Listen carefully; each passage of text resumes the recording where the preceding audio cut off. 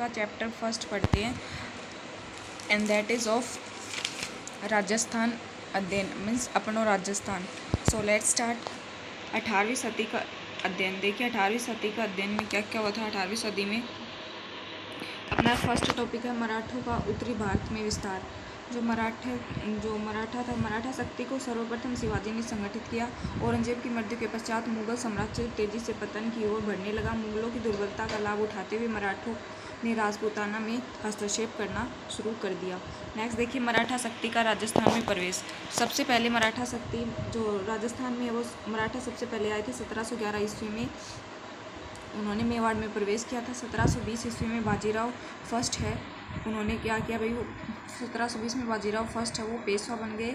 वह एक पराक्रमी तथा महत्वाकांक्षी पेशवा था। उसने मराठा ध्वज अटक से कटक तक फहराने का लक्ष्य निर्धारित किया। अतः उत्तरी भारत की ओर मराठा अग्रसर होने लगे। अभी आगे क्या हुआ, 1726 ईस्वी में मराठों ने कोटा एवं बूंदी पर आक्रमण किया। कब किया था भाई, 1726 ईस्वी में। इसके पश्चात 1728 में डूंगरपुर बांसवाड़ा के शासकों ने खिराज देना स्वीकार किया। 22 अप्रैल 1734 में क्या हुआ, मराठों ने बूंदी के शासक बूध सिंह को पुनः वहां का शासक बनवा दिया। यह मराठों का राजस्थान की राजनीति में प्रथम हस्तक्षेप था। आगे देखते हैं अपन हुडा सम्मेलन। हुडा सम्मेलन से मोस्ट ऑफ द क्वेश्चंस आते हैं एग्जाम में, so listen to me very carefully. Hooda सम्मेलन क्या हुआ, 17 जुलाई 1734 को राजपूत राजाओं ने मराठों की बढ़ती शक्ति को रोकने के लिए हुडा में एक सम्मेलन बनाया था, जिसकी अध्यक्षता किन की थी भाई। ये हुआ था 17 जुलाई 1734, जिनकी अध्यक्षता की थी मेवाड़ के महाराणा जगत सिंह द्वितीय, आमेर के सवाई जयसिंह, जोधपुर के अभय सिंह, नागौर के बखत सिंह, कोटा के महाराव दुर्जन शाला आदि शासकों ने भाग लिया था। हुडा सम्मेलन में जो अहमदनामा तैयार किया था उसमें निम्न बातें हुई थी। क्या क्या बातें हुई थी इस सम्मेलन में, सभी राजपूत शासक कौन कौन से थे ऑलरेडी मैं बता चुकी हूँ। एक दूसरे के साथ मिलकर रहेंगे। एक का शत्रु दूसरे का शत्रु होगा, दूसरे का मित्र दूसरे का भी मित्र होगा। कोई भी नई योजना सभी मिलकर निश्चित करेंगे। वर्षा ऋतु के पश्चात सभी कहाँ पर मिलेंगे भाई, रामपुरा गांव में मिलेंगे। आगे देखिए, किंतु ये सभी बातें कागज तक ही सीमित हो गई, इनका कोई पालन नहीं हुआ था। इस सम्मेलन के अपने उद्देश्य मतलब ये सम्मेलन सफल नहीं हुआ। नेक्स्ट देखिए मराठों का राजस्थान की राजनीति में हस्तक्षेप। अब मराठों ने राजस्थान की राजनीति में कैसे हस्तक्षेप किया। राजपूत शासक जाति, भाषा, रीति रिवाज, परंपरा की दृष्टि से समान थे, फिर भी उनमें एकता का अभाव था।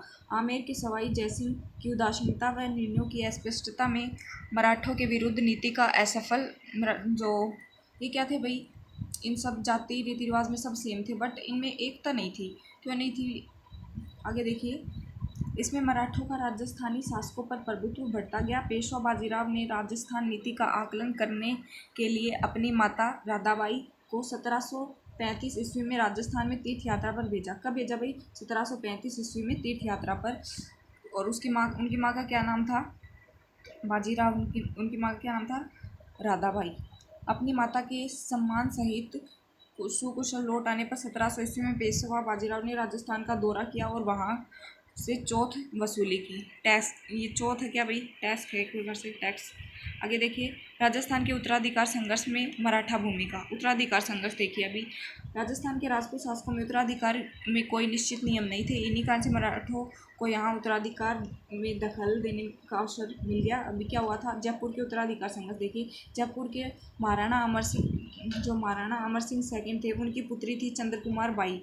उनका विवाह राजा जयसिंह के साथ 1708 ईस्वी में इस शर्त पे किया गया कि भाई उनकी जो मतलब राजकुमारी का जो पुत्र होगा वह जयपुर के सिंहासन पर बैठेगा। लेकिन 1743 ईस्वी में सवाई जयसिंह की मृत्यु हो गई। उसके बाद में क्या हुआ, उनका जो ज्येष्ठ पुत्र था ईश्वर सिंह वह गद्दी पर बैठ गया। उसके बाद में क्या हुआ भाई, इसकी प्रतिक्रिया में मेवाड़ की राजकुमारी चंद्र कुमार बाई से उत्पन्न पुत्र अपने मामा महाराणा जगत सिंह द्वितीय के सहयोग से ईश्वर सिंह को चुनौती दी। अब उसको गुस्सा आ गया भाई मुझे क्यों नहीं बिठाया। फिर बाद में क्या हुआ, ईश्वर सिंह और माधो सिंह दोनों के बीच में युद्ध हो गया और लास्ट में क्या हुआ भाई, युद्ध राजमहल और बगरू के मध्य युद्ध हो गया। अंततः अपने सेनापति हरगोविंद नाटानी की कुटिलता से ईश्वर सिंह को आत्महत्या करनी पड़ गई और माधव सिंह है वो वहाँ पर गद्दी पर बैठ गया। आगे देखिए जोधपुर में भी हुआ था एक उत्तराधिकार संघर्ष। जोधपुर में जो राम सिंह और बखत सिंह है उनके मध्य हुआ था। दोनों ही मराठा सहायता के प्रयास में जुट गए। फलतः यहाँ पेशवा सिंधिया व होलकर के हस्तक्षेप बढ़ के अंतर रियासत का विभाजन हुआ और दोनों को आधा आधा मिल गया। मारवाड़ रियासत के विभाजन से उनकी आर्थिक दशा शोचनीय हो गई। व्यापक आगे क्या हो गई, व्यापार वो नष्ट हो गया, कृषि बर्बाद हो गई। मराठों ने एंट्री मार दी तो ऑब्वियस सी बात है, नष्ट होना ही था।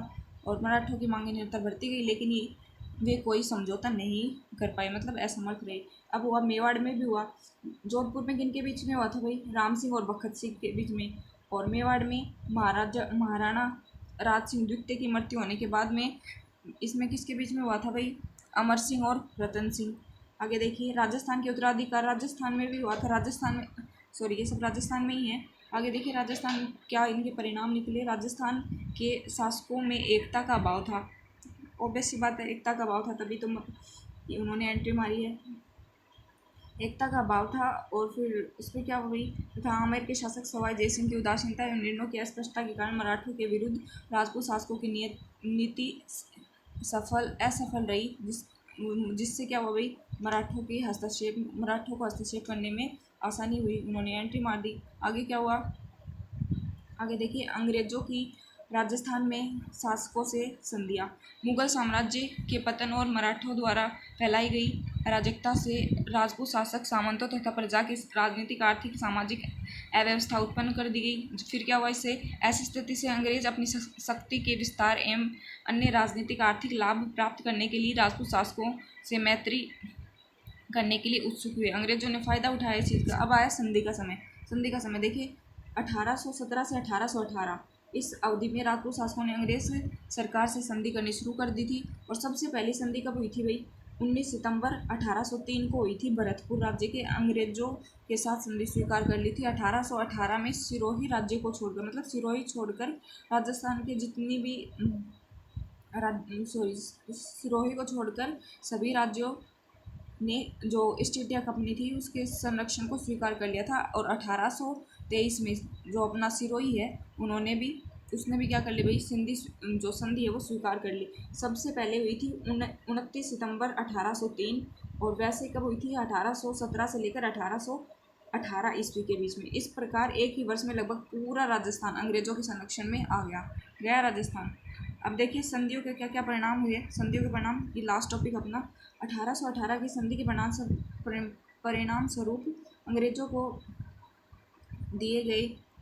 दिए जाने वाले खिराज से देसी शासकों की आर्थिक स्थिति खराब हो गई। इन संधियों से अंग्रेजों को यहाँ के शासकों के आंतरिक मामलों में हस्तक्षेप का अवसर मिल गया। अंग्रेजों ने फायदा उठाया भाई इसका। अंग्रेजों ने शासकों को सामंतों के विशेषाधिकार तथा शक्ति नष्ट करने हेतु दबाव डाला। इससे सामंतों की प्रतिष्ठा को हानि पहुंची। स्वदेशी व्यापार, उद्योग, हस्तशिल्प नष्ट हो गई, सब कुछ, एवरीथिंग वाज डैमेज्ड। आगे क्या हुआ, राजस्थान में ईसाई मिशनरियों जो मिशनरी थी उनको क्या हो गई, उनका प्रवेश स्टार्ट हो गया।